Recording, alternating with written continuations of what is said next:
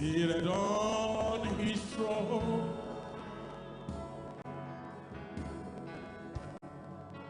He was clothed in glory and exalted high. Let's sing it again. I saw the Lord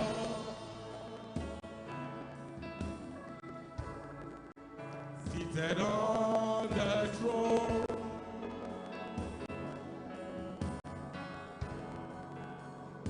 Clothed in glory,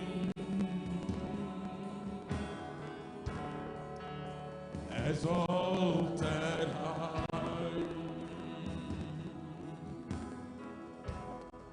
and the train of his robe, bless Lord, fills the temple.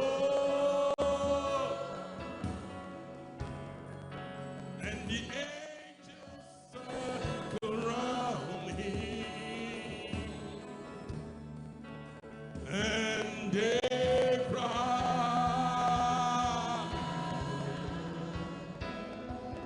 I saw the Lord.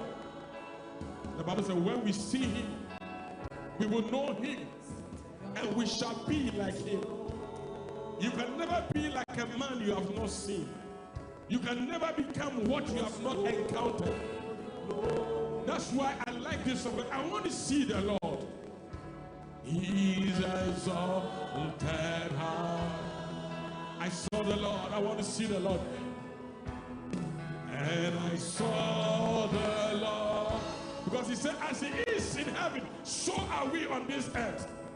Seated on his throne. He was clothed in glory, and exalted high, and the train of his robe, the train is like his glory, fills the temple. And the angels circle around him, and they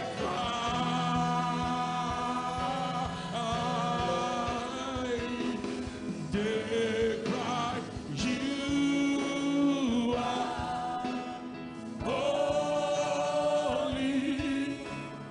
you're so holy, you are holy, Lord of all. They cry, you are. Hear me, you are watching me live on my YouTube page. My name is Yalley. I appreciate all of you for making time to sign in with me. I have had this thing on me for the past 5 years, and I think last year during worship it came up very high, and my producer will put a video there where in the midst of worship God told me some things that will be happening to us between now and 2030.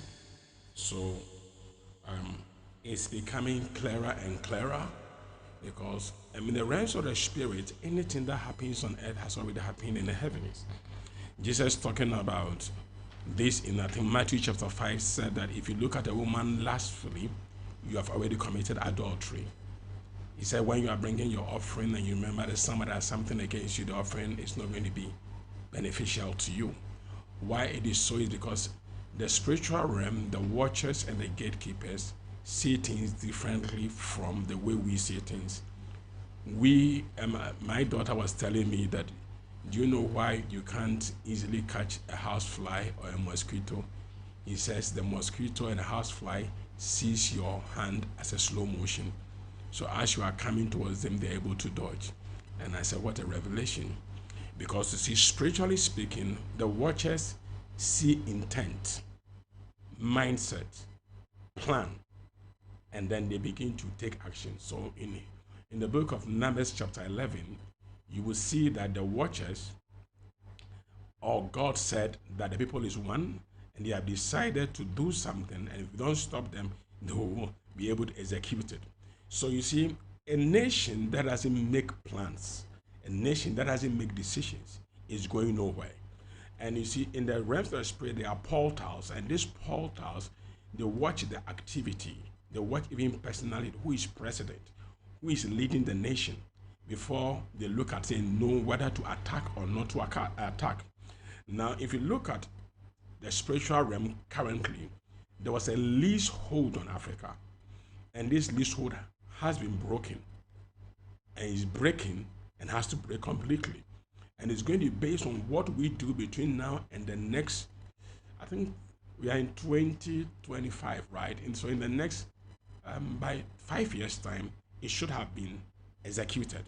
And by 5 years' time, Africa will know whether it's going to take over what we call, in the layman's language, if we're in the church, what we call the 7 mountains, which is a mountain of economy, the mountain of entertainment, the mountain of family, the religious mountain, you name them. So the mountain of entertainment and so on and so forth. So these mountains are supposed to be taken over by the church. As you look prophetically, if you are in Africa or in Ghana, gone were the days that if you invited somebody from abroad as a minister to come to, whether it's a musician or it's a pastor, to come to our stadium, the stadium gets full. But currently, if you invite somebody from even our neighborhood, Nigeria or Ghana, we are able to sit our own stadium without them. Our people also go to other nations of the world, in Europe and America, and they're able to take over their stadia, which sometimes they themselves can't do that on their own. This is to tell you strategically that the African is being seen differently. When it comes to the religious mountain, kudos to the church. Even though that prophetically the church is lacking, especially the church in Ghana is lacking in what I would call, or the watchers would call, total consecration. Now, consecration is different from concentration. Consecration has to do with totally being committed to the assignment, with the rules and regulations or the rules of engagement being put in together. And so as we said now, you can see nations like Niger, you can put nations like how do you call it, Burkina Faso and Mali. You might call it coup d'etat and co. It was part of the decision of the heavenly beings. And even with these ones, I can see the other people, the so-called masters, colonial masters, really trying to get some of our own Africans, indigenous, to fight it like they did with Gaddafi, to take over. Because you see, no one can enter into our houses, Jesus said, until you first bind the strong man.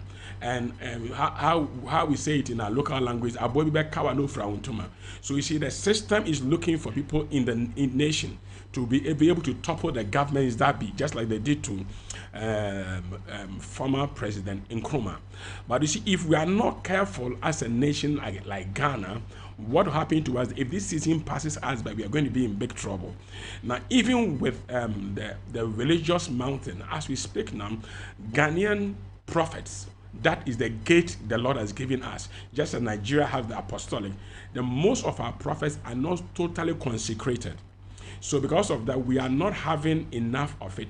Now, there's a major prophet in Ghana, I'm not mentioning names for now, that if he gets himself so consecrated and stop being on social media, it will shock you that the whites, the foreigners, will start trooping to his church. They will start running to the church for deliverance, for what is the Lord saying. But you see, sometimes the enemy has people who intentionally engage us. And they engage us for us to meddle in things we don't have to meddle ourselves in. And all these are kinds of distractions to take us away from the will of God. Now, if you look at Luke chapter 8, you will see that when Jesus decided to visit the madman of Gadarene, on his way to the place, he encountered what we will call a storm on the sea. And he and his cabinet ministers, if I should put his 12 apostles, were in trouble. And the cabinet ministers did everything. Peter was thinking that he has an experience in fishing, so he was trying to calm the storm, but it was not happening. And the Bible said Jesus was sleeping in the boat until the disciples woke him up and said, "Careth not that we perish." Then Jesus woke up and said, "Peace be still." Now, I like what Jesus said, that peace be still, because Lamentations 3:17 says that without peace, there's no prosperity. And you see, Africa needs some kind of peace in order to prosper. And for us to have that kind of peace, we need to stop allowing the foreigners to meddle in our affairs. By the grace of God, a lot of things is happening. If you listen to my message 4 years ago, and I've said you should put a video there, I re-echoed it, I think last year, around, last 2 years, I think it'll be last 3 years. I echoed it, or last year, January. It will be around the same time last year. I echoed it, and you see, what is happening is that you can hear countries like what is happening in the US, Trump, on the blacks and all this. And listen, it's not going to be coming from only Trump. A lot of our indigents, a lot of our people who have learned a lot, I call them the Daniels, the Shadrach, the Meshach, Abednego, the Ezras, the Esthers, the Mordecais, are going to help us from where we are in Africa, especially in Ghana, to come and be of help to our nations. Now, a lot of people have gained so much expertise, a lot of ideas. The interesting thing about countries like Japan, countries like China, when they send their people out there to go and learn, they came back home and brought those things to re-revolutionize or to change their nation. But what is happening in Africa is that we go and we don't come back because there's a problem of, and I thank God our president, John Mahama, His Excellency, has said that he's resetting the nation. That is a good cause that the watchers have really embraced. But you see, we need to pray for President Mahama to be very bold. His heart is good. His heart is genuine. But he needs some kind of boldness and audacity to be able to implement what the Lord has put on his heart. And I'll urge the prophets and the apostles who are around him to be very strong and to be very vigilant and intercede for him. In the book of Daniel chapter 9, Daniel entered into a watchers meeting by virtue of the fact that he said, Daniel chapter 9, he said, I, Daniel, understood by the books that the captivity of Israel is supposed to be over by 70. Prophetically, Ghana is about to celebrate 6 to 8 years, and we have 2 years to get into our 70th year. And by the time we get in the 70th year, and I believe that the president would have been in President Mahama would have been in his 3rd year, certain things are going to happen to our nation Ghana, which I want to believe God to say some in a parable, some in a riddle, and some straightforward. Now, the technicality of this thing is that our president must reset our nation and make sure that our institutions work. That's one of the things that the watchers watch. And I hear the Lord telling me that, Francis, tell our president that as I was with Dr. Kwame Nkrumah, I'm going to be with him to reset the nation and make the foundation right. But you see, a lot of the reasons why most people in the diaspora are not ready to invest and come back home to work is that the system doesn't work or is porous. And if our president wants it to happen very well, like it's happening to places like Niger, Burkina Faso, and Mali, foreigners who have set the line.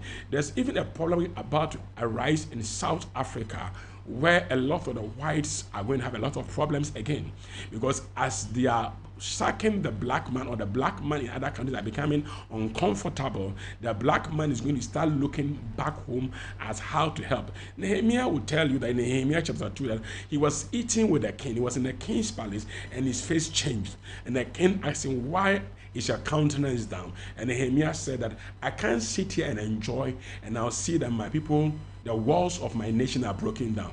The temple is no more structured. Now, the truth is that a lot of people who are in the diaspora have a problem with the walls of our nation and how it is broken down. The walls, we have everything in Ghana, we have everything in Africa, but the walls are broken down. The police institution, the judiciary, the land system, all these things makes it very difficult, because any nation that lacks peace cannot have prosperity. And Psalm 122 said, peace be within your walls and prosperity will be in your palace. So for prosperity to be in our palace, we must let our walls have peace. And in going for, when Daniel understood by the books, Daniel began to intercede and pray, because see, as we are getting near Ghana at 70, we need to advise our president to engage the watchers, the gatekeepers of our nation. There are some of them who are around him. But you see, they need to be engaged, and I know some of them, based on some meetings I've been to spiritually, are already praying. But you see, when it comes, the mandates come from the presidency, it becomes very helpful. When the mandate comes from the top, it becomes very helpful. Where behind the scenes, they will begin to deal with our presidency without being made public. I repeat, without being made public. Because you see, the things of God can easily be ridiculed by people who don't understand what the spiritual thing is all about.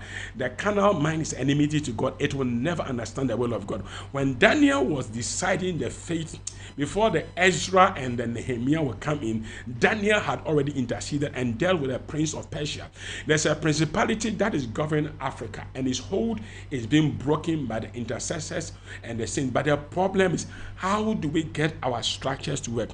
One of the things you can see is that a lot of the time you say things about the church, that the churches are building a lot of things, the churches are building mighty buildings, the churches are building things. But the interesting thing is that the taxes the government receive, the taxes and things the government get, if it's able to utilize it like some of the pastors, what they even use the money for, I think our nation will develop. You can see a pastor that will move into a village. He will collect 2 cedis, 1 cedi collection. The next moment, he's built a building. And people are saying, and he's driving good cars or whatever car. And we are saying, these men of God, they are really living large and big. But we are also seeing that at least if even they are building something. Of course, some are doing nothing. But if you come to our nation, there are a lot of taxes being taken. There are a lot of money circulating around. And yet we don't see those things happening in our nation. Now, the watchers have agreed that people are returning home. And it's not like they are the nations hate us. But it's because God is putting it in such a way that very soon the people in the diaspora, Ghanaians especially, will start putting pressure on our system. They will start engaging the system that, hey, we want to come home, but let's get our structures working. Let's get our institutions working. When Daniel began to deal with the prince of Persia, all that angel Gabriel came and told him that since the first day you began to pray, your prayer was answered, and that this is what you need to do for your people to come out of captivity. What was he looking for? It was only information. Just receiving information was the reason why the prince of Persia kept the prayers delayed for 21 days. Now, there was a prophecy that Israel would be out of captivity in 400 years, but they were in captivity for 430 years because they rejected the deliverer. They rejected the deliverer as the person of Moses. But I like it, in the days of Daniel, Daniel was not rejected because Daniel worked behind the scene. But if you look at Daniel was so consecrated. Now, if I